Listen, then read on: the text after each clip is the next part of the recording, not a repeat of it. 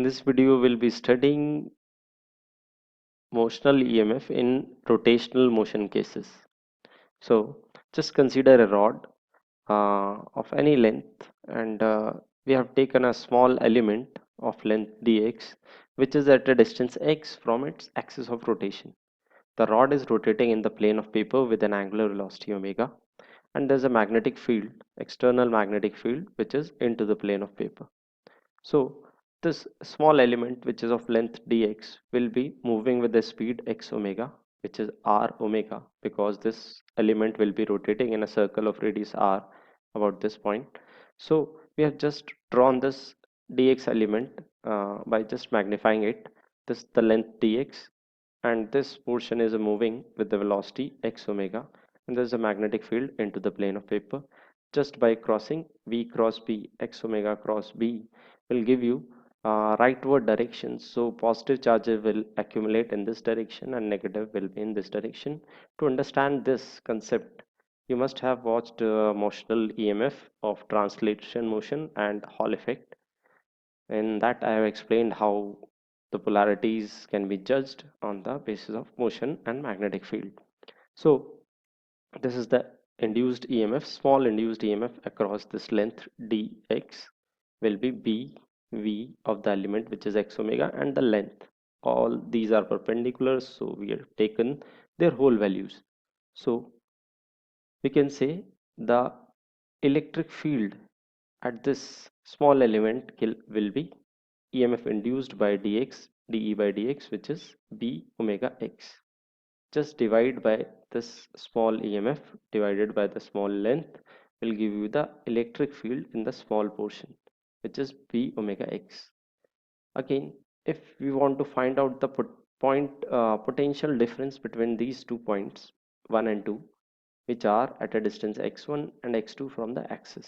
Again, the point 1 and 2 are the points having a distance x1 and x2 from the axis of rotation, not any other point.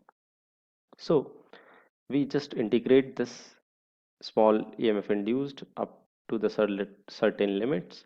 We can get b omega x2 square minus x1 square. We should apply a mod here because we want just the potential difference. With the help of subsequent examples, I will elaborate that how can we judge whether it will be positive or negative, or one will be at higher potential or two will be at higher potential.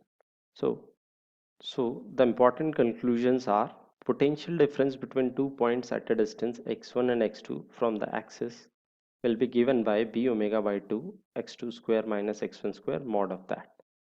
Okay, and we can say field at a distance x from the axis can be given by b omega x. The axis of rotation will be either at highest potential or at lowest potential. So how we'll judge whether it's at highest or it is at lowest? We take v cross b, v of any point and the magnetic field at that near that point.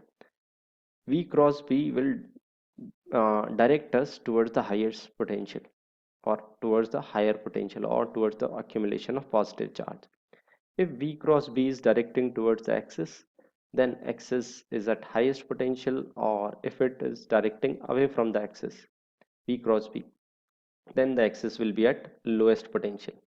Axis will not have intermediate potential. It will definitely will be having either highest potential or lowest potential. The third point is two equidistant points from the axis will have same potential, no matter where at what location they are, whether they are right to the axis or left to the axis. If they are equidistant from the axis, they will have same potential. We have drawn these curves between electric field and the distance from the axis. As we have already known, the expression is E is equal to b omega x, which is a linear expression between field and distance from the axis. The graph will be like this, and this is the graph of EMF or the potential difference at a distance x. How it vary? It's a parabolic curve because it involves x square, and for this particular curve we must realize that v cross b is away from the axis. It is not towards the axis, it is away from the axis. So Potential axis potential will be lowest, as V cross B is the direction of higher potential. It is away from the axis, so V axis will be lowest. And we can say as we move away from the axis, potential increases parabolically or in square functions. So the next graph is again V cross B is towards the axis. So there will be a parabola again opening downward. Maximum potential will be at the axis, and it will decrease then proportional to x square. So in this example, there's a rod of length 4L. It is moving about, rotating about this point. This is the axis of rotation. Angular velocity is omega. Uh, this length on the right side is 3L, and this remaining length is L. I have indicated all the locations and length. This is point C, this is point 2, which is at a distance 2L, point 1 is at a distance L from the axis, and similarly point 3 is at a distance 3L, it is the end of the rod. So first of all, let's judge whether the axis is at highest potential or lowest potential. How can we judge that? Just look at this point. V is upward and magnetic field is into the plane of paper. Just do V cross B. V is upward and B is downward into the plane of paper. You will see that this towards V cross B comes out to be towards left. Okay, V is up, magnetic field is into the plane of paper, so V cross B will be towards left. So axis will be at lowest potential, as the direction of V cross B gives you the direction of higher potential. So it is not towards axis. Axis will be at lowest potential. We could have come to the same conclusion from this side also. V is downward for these points and magnetic field is into the plane of paper. Again, by doing V cross B, V cross B will come out to be towards right.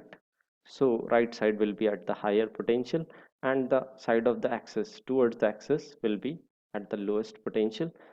We can say axis must be at lowest potential. Okay. V cross B away from the axis means lowest potential on the axis. So we can say as the axis is at the lowest potential, if we move away from the axis, potential must increase and electric field must be towards the axis, as we already know that in the direction of electric field potential decreases. Okay, there will be a huge accumulation of negative charges at the axis. Okay. Now we have to find what is the potential difference between point 1 and center. Again, point 1 and center. Look at this. Point 1 and center both are at a distance L from the axis. So the potential difference between them will be 0, or we can say they will be at the same potential.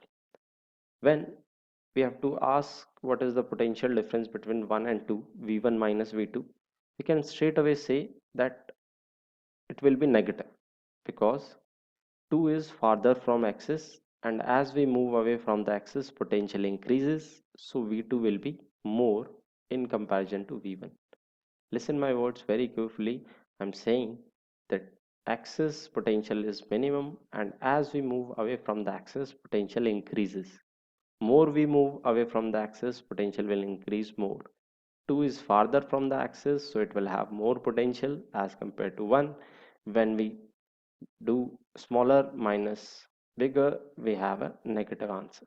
So it will be p omega by 2, 2l square minus l square.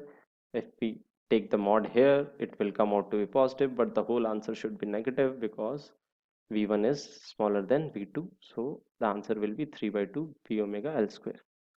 Similarly, in the next example, if we have to find v3 minus v1, again 3 is at a farther distance, so its potential will be more, and v1 is nearer to the axis, its potential will be less. So bigger minus smaller will give you a positive value. Just put the values of their distances from the axis, you will get the final result. Similarly in v3 and v2, 3 is farther, 2 is nearer to the axis, axis having lowest potential, so v3 will be more and v2 will be less, so the difference will be positive and we get this result. If magnetic field in the same question would have been given to be out of the plane of paper. Okay, in the above question, if the above part, in the above part, it is given that the magnetic field is into the plane of paper. In the third part, I'm asking if the field is given to be out of the plane of paper, then the axis will be at the highest potential. Again, do the same analysis, V cross V, velocity at any point, and take the cross product with magnetic field. It will point towards the axis. So axis will be at highest potential, field will be from field, electric field will be away from the axis, and potential decreases as we move away from the axis. So V1, because 1 is nearer to the axis, 2 is farther to the axis, so V1 will be more and V2 will be less. So it will be a positive value, and the answer will be this. Similarly, the above values, whatever is negative will come out to be positive, and whatever is positive will come out to be negative. For example, V3 minus V1 will be negative in this case, and it will be minus 4 b omega L square by b omega L square. Similarly, V3 minus V2 will also be negative. 3 will be the point having least potential on the rod, and V2 is nearer to the axis as compared to 3, so it will have a higher potential. It will be negative, and the answer would have been 5 by 2 with a minus sign, b omega L square. Okay, thank you.